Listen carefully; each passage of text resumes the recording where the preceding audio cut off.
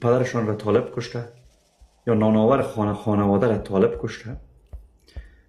مادرش با لباسای پاره پاره در همین هوای سردی که چند وقت بعد می آید در کابل ما، مادر بیچارهش در چادری خودش را در روی سرک میندازه و اون طفل را پیشوری خود میندازه، یک لقمه نان پیدا میکنه. تو آمدی میگی روز حساب میایه، اون روز حسابی که بیای ما دهن خدایتون را پاره میکنی. اینقدر ظلمی که بالای مردم ما صورت گرفته تا بعد از این خدای شما می بر ما حساب تعیین میکنه. اون روز دهن پاره کردن خدایتون است. یک توهین به عقایدتون بکنم بعد از سالها، چند سال بعد که شما ما را از روز آمدین میترسونید، روزی که خدایتون خودش در خطر است.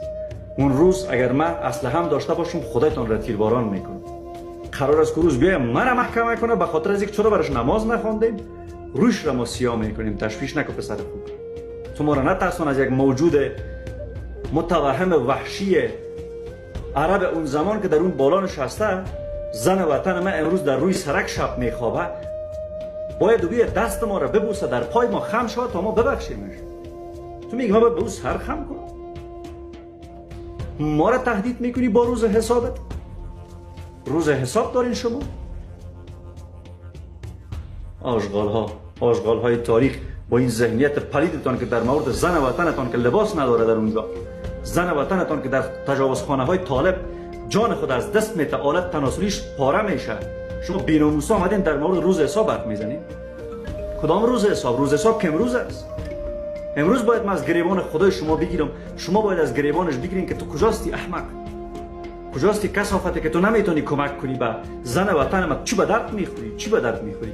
چی کنمت من؟ برای من هوری میتی، من زنا کنم در اونجا؟ حالت تناسلی برات میته؟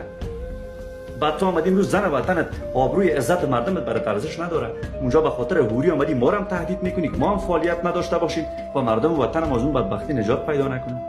بسیار کثیف هستین.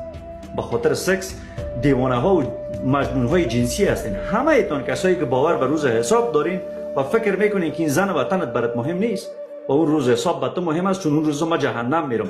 ما از اون مردگو خانه خدای تو کرده که بر ما دختر را باکره میکنه، در آتش بسوزم با افتخار میرم میسوزم، اما در مردگو خانه الله شما داخل نمیشم. یک توهین به عقایدتون کنیم که کمک اهلی شوین. اینی بود توهین ساده، بسیار عادی و قشنگ. بفرمایید سیاه جان. ببخشید دوستان، من عصبانی شدم به این بی‌وجدانایی که حقوق زن وطنشان برشان مهم نیست، اما میان ما را از روز حساب میترسونن. فکر میکنیم ما میترسم از اون روز؟ فردا بیاید